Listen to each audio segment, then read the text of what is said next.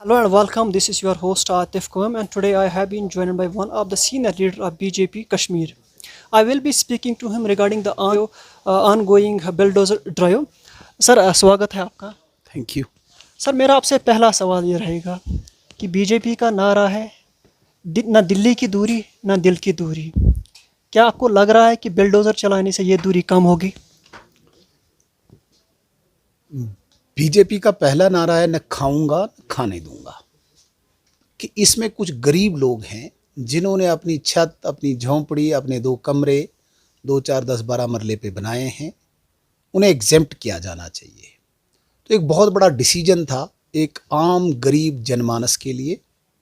85% लोग जो हैं वो गरीब हैं, जो इस जद में आ रहे थे, कोर्ट के डिसीजन में आ रहे थे, जिसमें बीजेपी ने दिल्ली और दिल की दूरियों को कम करने के लिए डिसीजन लिया कि गरीबों को नहीं छेड़ा जाना चाहिए।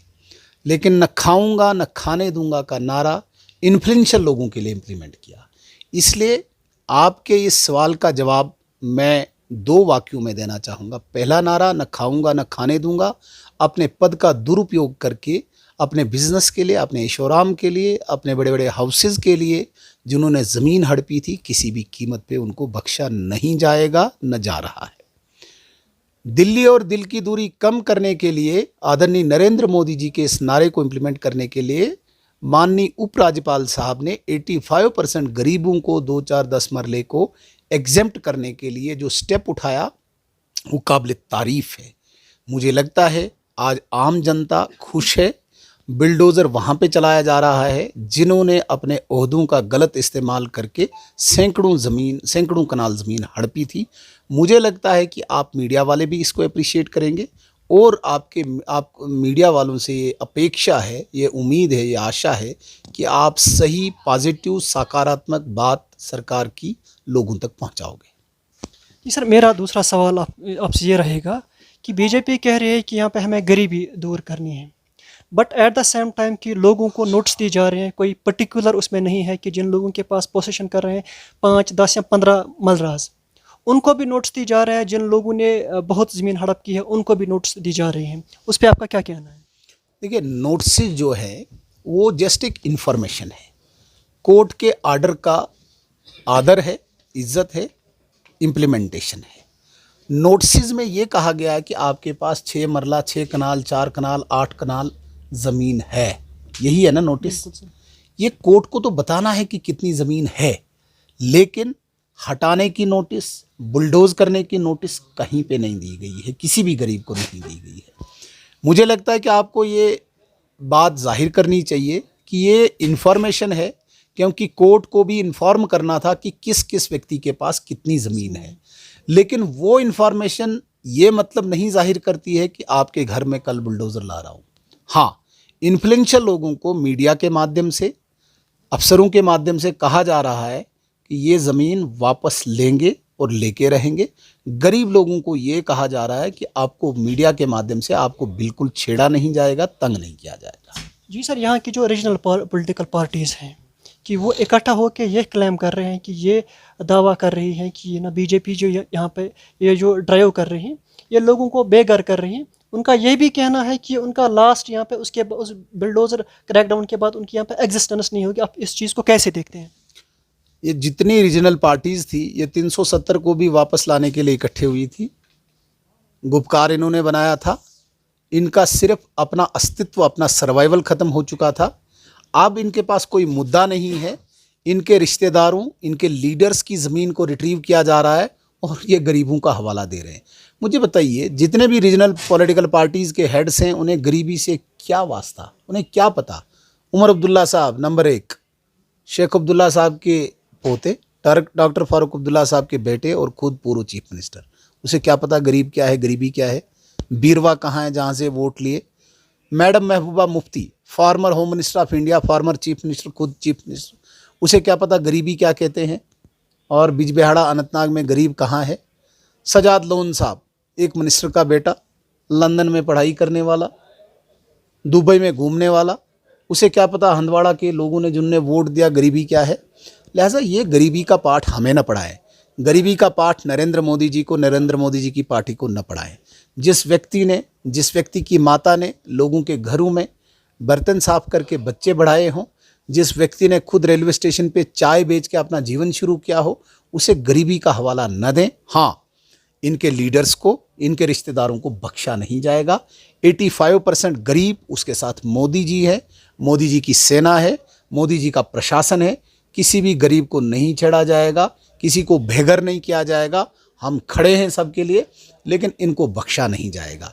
नीडूज जो 150 कनाल ज़मीन 13 रुपया प्रति कनाल की फीस से हड़प कर बैठे हैं, 20 कनाल में जिन्होंने घर बनाया है, उनकी ज़मीन को रिट्रीव करने के लिए जब बुलडोज़र जाएगा तो उमर अब्दुल्ला साहब को गरीबी दिखती है। सागर साहब, ताज मोहिद्दीन साहब, द्राबू साहब, इनके सैकड़ों कनाल ज़मीन के लिए जब बुलडोज़र रिट्रीव करने गया तो मैडम महबूबा मुफ्ती, उनको दर्द हो रही है।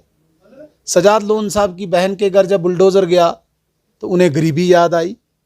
जिनके घरों में कुत्ते और बिल्लियों के लिए गुलाब जामुन और सैंडविच खिलाया जाता है, उन्हें गरीबी का क्या इल्म है। गरीबी का इल्म नरेंद्र मोदी जी को है, जिन्होंने पिछले 2 साल से ये फ्री राशन गरीबों को दिया है, 1 साल और बढ़ाया। हर व्यक्ति को दवाई मिले इसके लिए गोल्डन कार्ड बनाया। हर बुज़ुर्ग के घर में पेंशन पहुँचे उसका इंतज़ाम किया। हाँ, जो ज़मीन, सरकारी ज़मीन गरीब के पास थी, कुछ मरलों में, कुछ एरिया जो उसके पास था, उसे भी एग्जेम्प्ट किया जा रहा है। और कोर्ट में ये हलफनामा भी शायद दायर करेंगे, पिटीशन करेंगे, ये अपील करेंगे कि भाई गरीबों को इससे एग्जेम्प्ट किया जाए। लेकिन अमीर जिन्होंने सैकड़ों कनाल ज़मीन खाई है, उन्हें बख्शा नहीं जाएगा। इसके लिए रीजनल पार्टीज़ इकट्ठी हों, अलग अलग हों। मुझे लगता है कि उनसे कोई हमें उस चीज़ का गम नहीं होना चाहिए। जी सुनील जी, मैं आपसे एक और सवाल पूछना चाहूँगा। ये जो लैंड ग्रैबर्स हैं, रीजनल पॉलिटिकल पार्टीज़ हैं, लेकिन उसमें कुछ बीजेपी के लीडर्स भी हैं। नहीं तो उनके खिलाफ बुलडोज़र चलाया जा रहा है, नहीं तो उनको नोटिस दी जा रही है। उस चीज़ को आप कैसे देखते हैं? मैं एक बात स्पष्ट करना चाहूँगा, लगातार 70 साल से यहाँ पे नेशनल कॉन्फ्रेंस PDPR कांग्रेस रही है। इन्होंने यहाँ पे ज़मीन हड़पी है। बीजेपी के किसी लीडर ने यहाँ पे आज तक ज़मीन नहीं हड़पी। यदि आपको कोई बीजेपी का ऐसा लीडर दिखता है, आप प्रेस में लाएं, आप प्रशासन को दीजिए। अगर वहाँ बुलडोज़र नहीं लगा तब आप ये इल्ज़ाम लगा सकते हैं, वरना जब है ही नहीं तो ज़बरदस्ती बुलडोज़र क्यों जाएगा। मेरे पास मेरी अपनी 2 कनाल है, आप बोलो नहीं यहाँ पे इस मिनिस्टर के 100 कनाल चीनी है, मेरी मिलके 2 कनाल छीनो, क्यों? ये कौन सा कानून है? ये बराबरी थोड़ी करनी है। जब जिसने छीन ली होगी तो उससे छीनेंगे, जब ली नहीं तो छीनेंगे क्या? बीजेपी वाला वो कहते हैं नंगा नहाएगा क्या तो निचोड़ेगा क्या। बीजेपी वाले ने कौन से इधर यहाँ पे हुकूमत चलाई और ज़मीन खाई? 2014 से 2018 तक 3-4 साल जो हुकूमत की, एक भी व्यक्ति बताओ जिसने सरकारी ज़मीन हड़पी हो। उससे पहले तो यही नेशनल कॉन्फ्रेंस ही थे। इन्होंने गुलमर्ग ख़त्म किया, इन्होंने पहलगाम ख़त्म किया, इन्होंने सोनमर्ग ख़त्म किया, इन्होंने शहर ख़त्म कर दिया, इन्होंने तोश मैदान खा लिया, इन्होंने दूध पथरी तक अपने वो हट्स बनाए। तो अब इन्हें पूछा जा रहा है और दर्द हो रही है। होने दो ना दर्द। मीडिया वालों को दर्द नहीं होनी चाहिए। मीडिया वालों को साफ़ सफाई से आगे आना चाहिए, गरीबों के हक़ में आना चाहिए। नहीं, गरीबों को नहीं छेड़ा जा रहा है।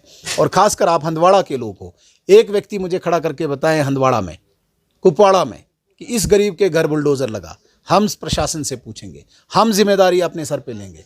लेकिन आप बोलेंगे भाई अली मोहम्मद सागर के घर बुलडोज़र क्यों लगा? वो अगर आपको तकलीफ़ है तो वो तकलीफ़ रहे। शबनम लोन जी के घर बुलडोज़र चला तो वो तकलीफ़ आपको है तो वो आपको रहे, उसमें गम नहीं है। फतेह मोहम्मद गरीब था 4 मरला, उसका हटा, वो तकलीफ़ मुझे है, मुझे होनी चाहिए। आप मीडिया वालों को, उनको बड़े बड़े घरों को अगर प्रोटेक्ट करना आप करते रहे, गरीबों का जिम्मा हमने लिया है, गरीबों को हम छेड़ने नहीं देंगे। तो सुनील जी, मेरा आखिरी सवाल आपसे ये रहेगा कि कितने एक लोगों में कन्फ्यूजन है कि बीजेपी की तरफ से कोई कभी स्टेटमेंट आता है कि 5 मलरे तक नहीं, ये उनको टच नहीं किया जाएगा। कभी ये स्टेटमेंट आता है कि 15 मलरा ज़मीन जो पोस्टन करते हैं, हमने तो उस पे भी 5-15 नहीं, हमने जनरल किया है। देखिए ये टेक्निकल इशू है, ये डिसाइड यहाँ की अथॉरिटी करेगी, यहाँ का प्रशासन करेगा, यहाँ का रेवेन्यू डिपार्टमेंट करेगा। वो एक सीलिंग फिक्स करेंगे कि भाई 2 मरला, 10 मरला, 2000 गज, 5000 गज, जितना भी करेंगे। हम कहते हैं कि एक गरीब के पास, आपको डेफिनेशन समझ आनी चाहिए गरीबी की। एक गरीब बेचारा 2-4 मरले पे ही मकान बनाता है, हम वो कहते हैं। हम कहते हैं किसी को 10 मरला, आगे लान भी हो, आगे वहाँ पे किचन गार्डन भी हो, 15 मरला, तो इतना ही होता है ना। 10 मरला, 5 मरले पे अमीरों के घर होते हैं। हम गरीबों की बात कर रहे हैं, आप इसको अमीरों तक ले जाते हो, वहाँ पर हम नहीं जा रहे हैं। हम अभी गरीबी के ही दायरे में रह रहे हैं। हम कहते हैं 1-2 मरले में होता है, 2-4 मरले में होता है, 10 मरले में होता है, जितना भी एक सीलिंग फिक्स करे 2-4 10-15 मरले, लेकिन हम फिक्स नहीं कर सकते, बीजेपी वाला फिक्स नहीं कर सकता, ये प्रशासन करेगा।